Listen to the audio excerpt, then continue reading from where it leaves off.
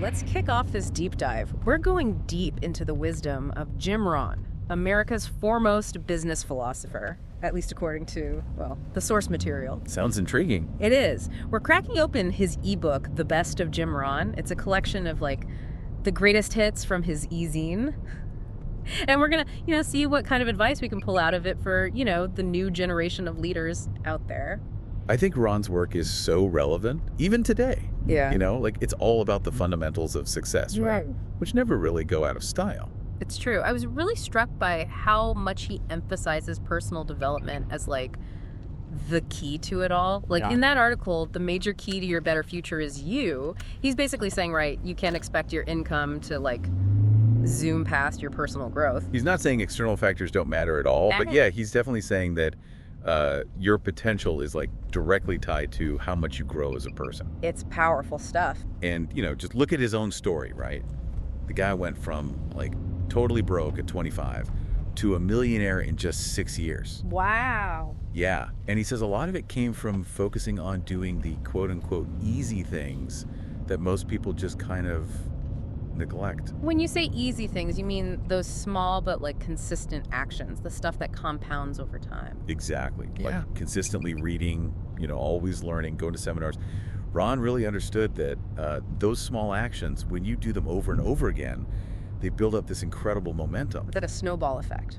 Exactly. And he even talks about how you can have people within the same company, like same training, same resources, but they end up earning wildly different incomes. That's so true. And he says the difference isn't just luck or even talent. It's, how much they've invested in their own personal growth. Okay, so that totally lines up with his mentor's advice, right, Mr. Schoaf? Yeah. Who said, to have more, become more. Such a powerful statement. Ron really drives home that point that, like, investing in yourself, that's the most important investment you can make, period. It's like a total shift in perspective. Instead of focusing on, like, what's happening around you, you're taking responsibility for your own, growth and development. So personal development is, like, the foundation. Absolutely. But then you got to actually do something, right? He got it. Ron is all about the power of discipline and consistent action. He uses this really great analogy in thinking like a farmer. He compares, achieving success in business to the cycles of farming. I like that. Farmers, they get it. They understand that they have to, like, align their actions with the seasons, when to plant, when to harvest, and all that. Ron's saying we should think the same way about business. So instead of just, like, running on the treadmill every day, you're saying we need to recognize those strategic cycles and adapt. Yeah, exactly. And, he also talks about the law of diminishing intent, which is basically like the longer you wait to actually do something about an idea, the less likely you are to actually do it. He's really big on taking action when that motivation is hot. That makes sense. I think we've all had those moments where we have, like, a brilliant idea, Right. and then life happens and you just never get around to it. Totally. And, Ron links this idea to self-worth. He says that taking action actually builds self-esteem. But when you don't take action, it, like, erodes your self-esteem. Interesting. So it's not just about, checking things off your to-do list.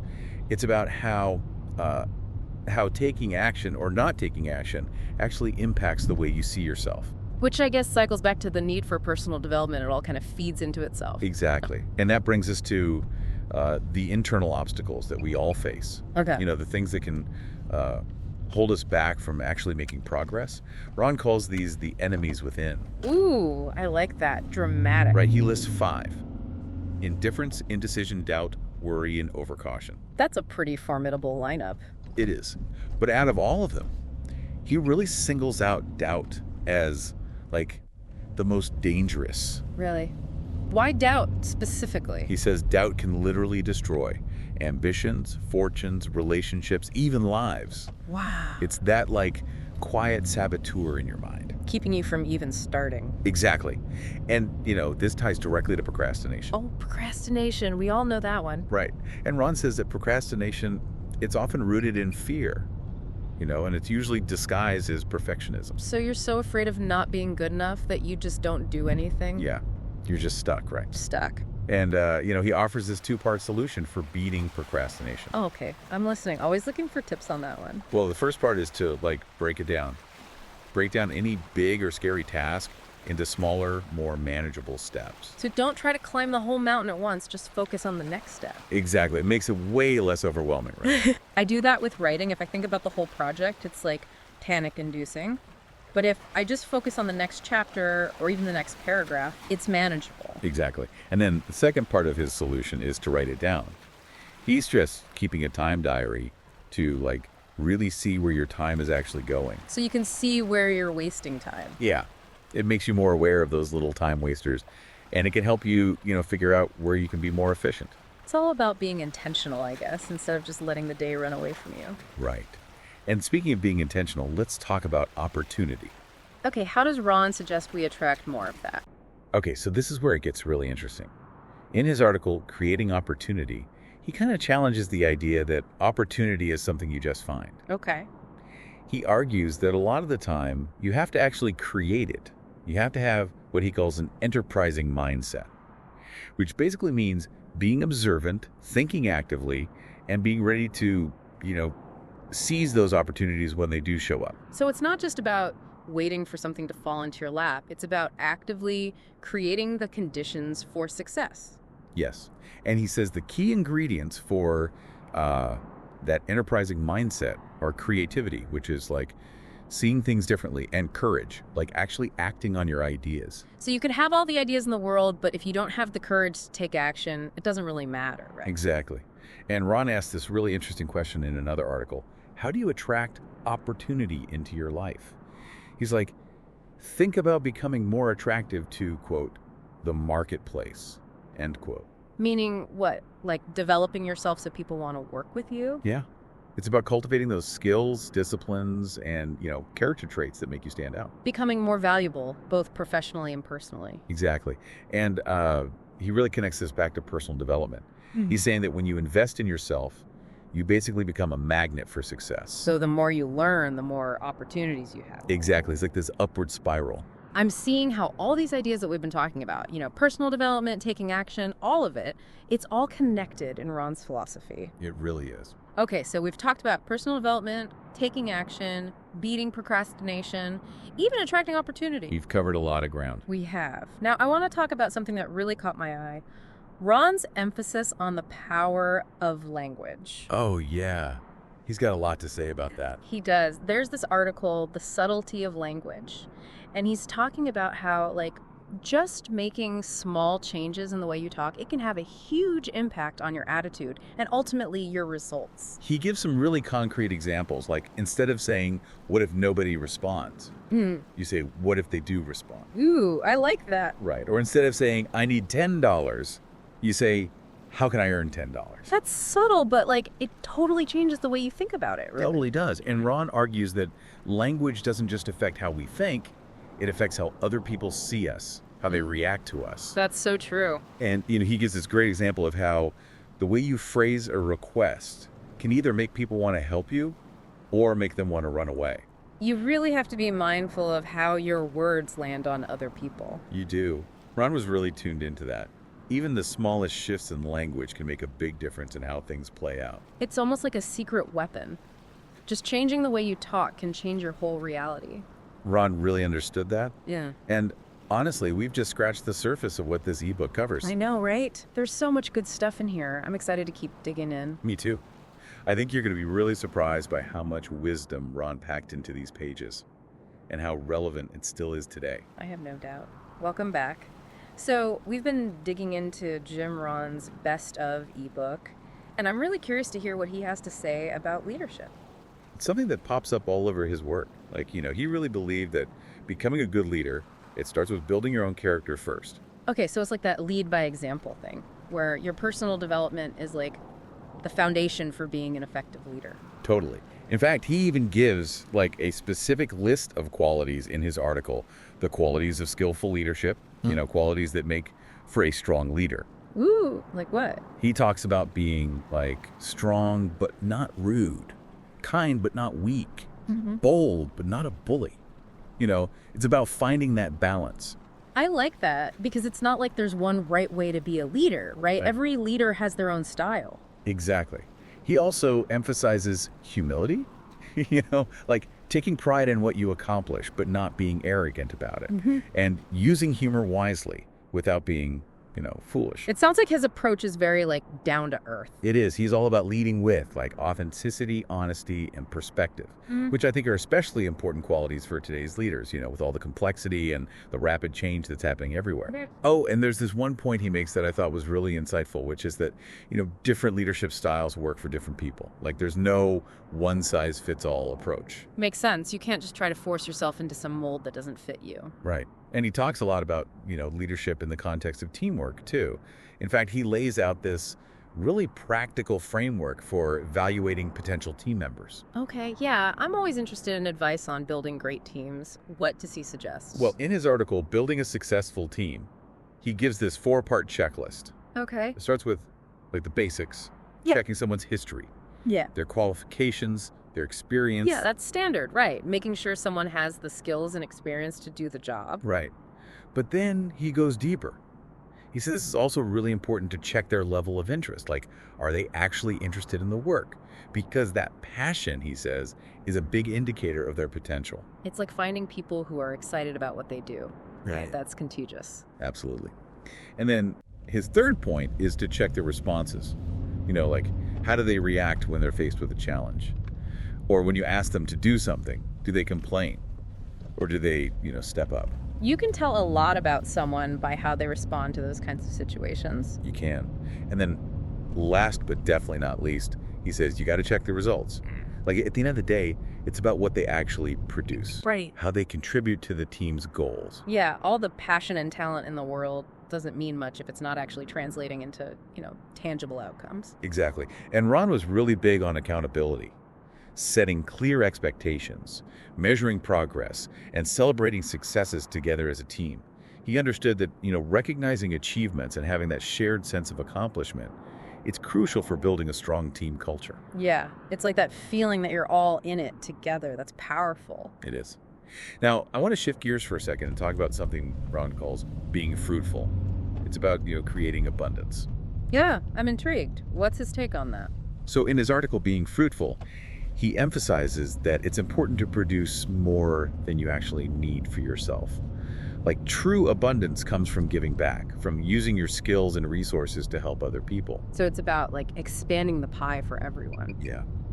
And he tells this really cool story about R. Julie Tourneau. Okay. Who was this super successful inventor and businessman who made it his goal to give away 90% of his income. 90%. I know. And even after giving away that much, the 10% he kept was still a ton of money because he was just so incredibly productive. That's a great example of how generosity doesn't have to mean, sacrificing your own success. It can actually enhance it. Totally. Ron is saying that, an abundant mindset, it's about believing that there's enough for everyone, and that when you share your gifts, it actually creates more for you and for everyone else. It's the opposite of that scarcity mindset where you're always worried about, not having enough. Exactly. And he points out that being fruitful, it's not just about money, right? It's about sharing your ideas, your time, your energy, your talents. It's about making a difference in the world. Leaving a positive mark. Yes. And, this connects to another interesting thing he talks about, which is embracing a childlike perspective. Okay, that sounds kind of fun. What does he mean by that? Well, in his article, Practice Being Like a Child, he talks about 4 specific qualities that we can learn from kids: curiosity, excitement, faith, and trust. Those are great qualities. But it's kind of funny to think about applying them to, the business world. We tend to get so serious as adults, we lose that sense of playfulness. Ron would say that's a mistake. He believed that holding on to those childlike qualities, it's crucial for staying open to new ideas, for approaching challenges with enthusiasm, and for believing in what might seem impossible. I love that. It's like rediscovering that sense of wonder that we all had as kids. Exactly. He talks about how kids are these natural learners, always asking questions, always exploring the world with this sense of awe. They're not afraid to try new things. And they haven't developed all those limiting beliefs that can hold us back as adults. So we should be encouraging that curiosity, not trying to stifle it. Exactly. And Ron says that, it's not about literally acting like a child, right? It's about tapping back into those positive qualities that can help us, thrive. Yeah. Like that playfulness, that willingness to learn, that belief in our own potential. It's about choosing to see the world with fresh eyes. Yes, it's about maintaining that sense of wonder and possibility. And honestly, I'm noticing that all these things we've been talking about, they're all kind of connected in Ron's philosophy. Now that you mention it, yeah. Leadership, teamwork, abundance, childlike wonder. It's like he's painting this picture of like a well-rounded life. Right. It's not just about, achieving external success. It's about cultivating a sense of like inner fulfillment and making a positive impact on the world. And that's part of what makes his work so timeless. He understood that true success, it's about more than just achievements. It's about living a life of purpose. He had that great question too, right? If you could do better, should you? Oh, yeah. That's a good one. I think that's a powerful question for all of us to consider as we move into the final part of this deep dive. Like, are we living up to our full potential? That's a call to action, right? Like, step into your greatness. And we're back for the final stretch of our Jim Rohn deep dive. We've covered so much already, but there's still more to discover, right? Oh, definitely. We've talked about how to set ourselves up for success, but, what about when things get tough? Yeah. What about those inevitable bumps in the road? Does Ron have any advice for dealing with challenges and setbacks? He sure does. He talks about it directly in his article, Facing the Enemies Within. Right. He called them the 5 internal enemies: indifference, indecision, doubt, worry, and overcaution. Yep, those are the ones. He saw them as, like, these universal struggles. Stuff that can trip anyone up in any area of life. But, he doesn't just, point out the problem. He gives you solutions. He talks about building up your courage, to fight off fear and doubt. That's so important because it's easy to just let fear, paralyze you, keep you from going after your goals. Totally. Ron was a big believer in action as, an antidote to indifference and indecision. Even if you don't feel like it, just doing something, anything, can help break you out of that rut. It's like they say, motion creates emotion. Exactly. And he also talks about, being aware of your thoughts, really paying attention to that inner voice and challenging those negative thought patterns that can fuel worry and overcaution. So it's not just about what you do, but also how you think. Yeah, it's about cultivating that inner strength. Yeah. The kind that helps you bounce back from setbacks and keep moving forward. This reminds me of another big theme in Ron's work: embracing change. He really seems to see change as a fundamental part of life, a part of success. Yeah, he talks about that, and change begins with choice. He acknowledges that. Change is constant. It's going to happen whether you like it or not. But he says we get to choose how we respond to it. We can resist it, or we can embrace it and use it as an opportunity to grow. It's like that saying, the only constant is change, right? And it's true, whether it's in our personal lives or in business, the world's constantly shifting. We got to be able to adapt. Exactly. And Ron encourages us to cultivate that flexibility, that resilience, so we can navigate those changes. He even says, unlike a tree, we're not stuck in one spot. We can move, we can grow, we can change. Yeah, that's a great way to put it. And, that leads us to the idea of legacy. It's something that comes up a lot in Ron's work. Oh, yeah, I was hoping we'd get to that. What does he say about, creating a meaningful legacy? Well, he believed that everyone has the potential to leave a positive impact on the world, and that our legacy, it's shaped by the choices we make every single day. It's not just about what we achieve for ourselves, but how we impact others. So it's bigger than just individual success. Way bigger. He talks about living with purpose, with meaning, using our talents and resources to make a real difference in other people's lives.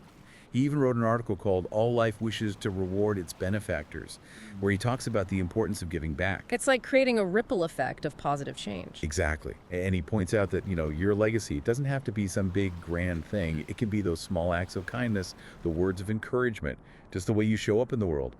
Those things matter too. The little things add up. They really do. So as we wrap up our deep dive into Jim Rohn's wisdom, I want to leave you with one of his most powerful insights. He said, "Success is nothing more than a few simple disciplines practiced every day." Think about that. What are some simple disciplines, things you can start doing today to build the life, the legacy you want? That's such a great question to leave us with. It really gets to the heart of what Ron was all about. It's not about overnight success or some grand, complicated plan. It's about consistency, taking those small actions day after day. Well, thanks for joining me on this exploration of Jim Rohn's work. It's been a blast. The pleasure was all mine. Hopefully, you picked up some useful nuggets of wisdom along the way, stuff you can actually use in your own life. Oh, absolutely. And until next time, keep learning, keep growing, and keep diving deep.